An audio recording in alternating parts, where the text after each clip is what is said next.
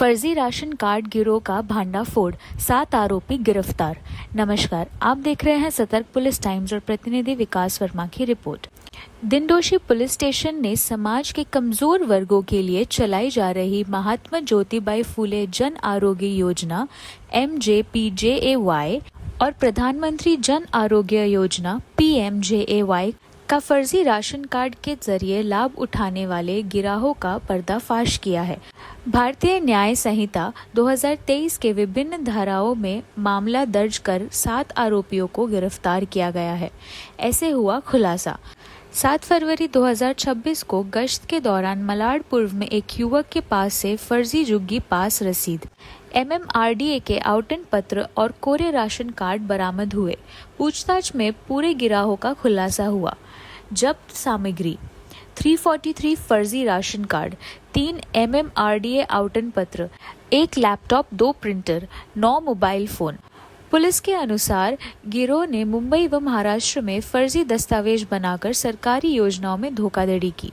गिरोह का सरगना हामिद सरकार फरार है, जिसकी तलाश जारी है। मामले की जांच सहायक पुलिस निरीक्षक शिव शंकर भोसले कर रहे हैं। आइए जानते हैं SP विजय भिसे ने क्या कहा। सापळा रचला आणि एक इस्माला पकडला, त्याच्याकडे बोगस रॅशनिंग कार्ड्स मिळून आले। तर त्या अनुषंगाने वरिष्ठांच्या म्हणजे माननीय CP sir, joint CP sir, तसेच आमचे ॲडिशनल CP मीनासाहेब, DCP चिमटे साहेब यांच्या मार्गदर्शनाखाली आम्ही एकूण 7 लोकांना अटक केलेली आहे। त्याच्यामध्ये 345च्या आसपास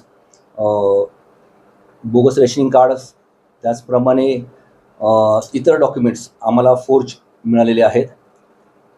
सदर जे डॉक्युमेंट आहेत हे प्रधानमंत्री जन आरोग्य योजना, त्याचप्रमाणे महात्मा फुले जन आरोग्य योजनाचा लाभ घेण्यासाठी सादर केले जातात खोटे, असे आम्हाला प्राथमिक अंदाज आहे। त्या अनुषंगाने आमचा तपास सुरू आहे। त्यामध्ये एकूण 7 आरोपी अटक केलेली आहे। मुख्य आरोपी हा जो बनवणारा आहे सुजल सत्यनारायण दयाल हा आहे। आम्ही त्याच्याकडून बरेचसे डॉक्युमेंट्स जप्त केलेले आहेत।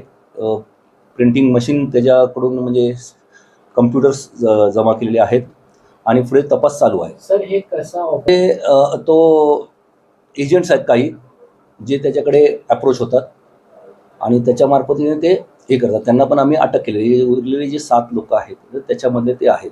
अधिक तपास चालू आहे आणि आम्ही पुढे प्रगती करणार आहोत।